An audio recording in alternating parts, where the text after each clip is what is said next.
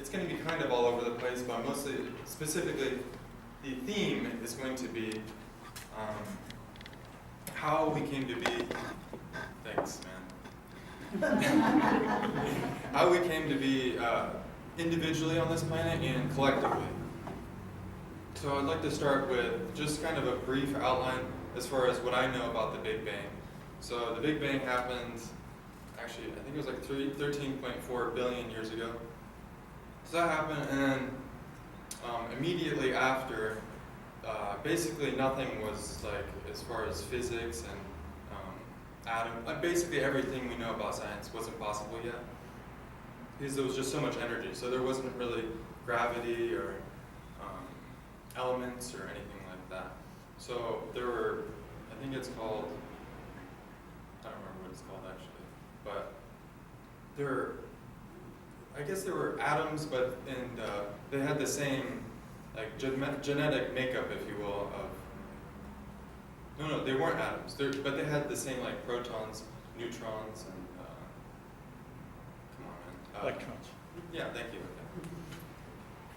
Okay. So it exploded, and then about 380,000 years later, it had cooled down, it expanded enough, and enough time had passed that atoms were able to be formed. And once that happened, it was just a matter of time before, and the math at the time is 400 million years before stars and our solar system, etc., would be born. Our solar system, I believe it was roughly 9 billion years later.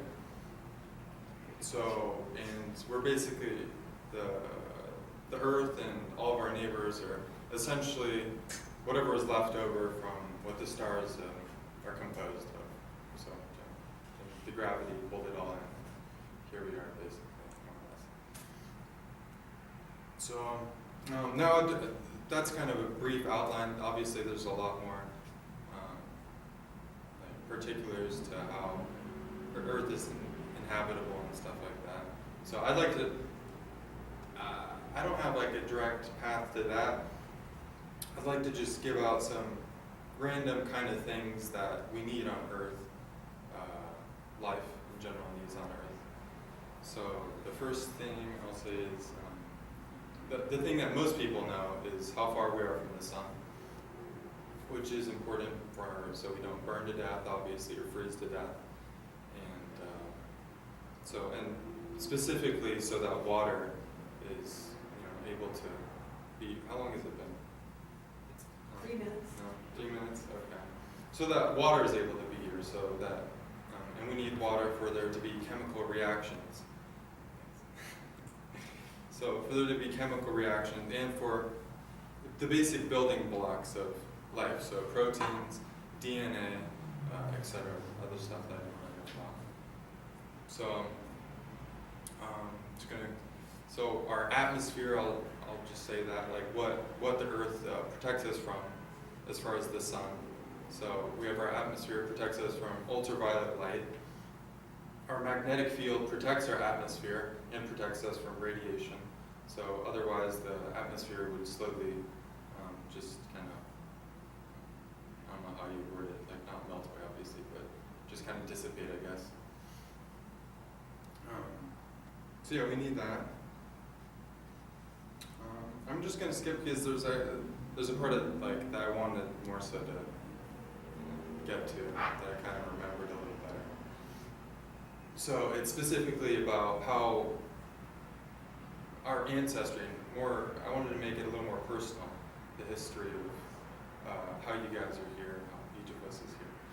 So that starts about, I can't go all the way back, which is about 4 billion years ago.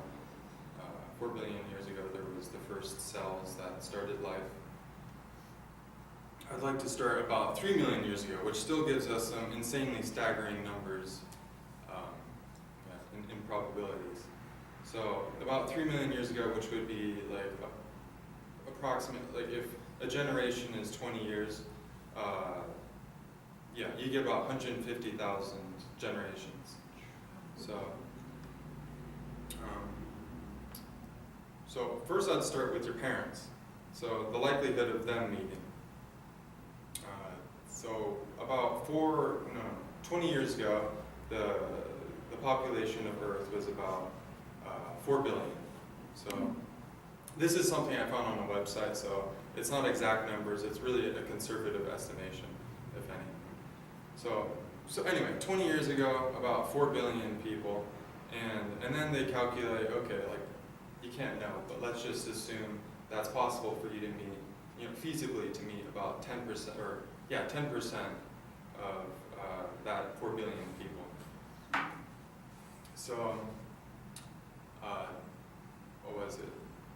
So, and then they assume that you can meet between 15, it has to be obviously, there are parameters, so it's before the woman hits menopause, and but it can't be before you hit puberty, so, hopefully.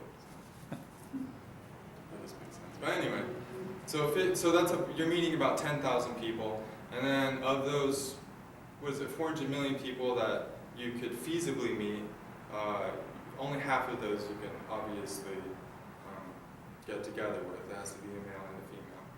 So, yeah, so what does the number come out to? I think it's like 10,000, no, 1 in 20,000 or something like that. Anyway, so then that's one part of the formula. Obviously, that's a pretty big number. It's probably even bigger than that, because there's all the things like, well, what if your parents died, or other stuff. There's other stuff for sure. So, and then there's the chance of, well, what's the chance of them actually meeting again? So this is also a conservative estimation. It's probably not very realistic, but oh, right. Boo. Anyway.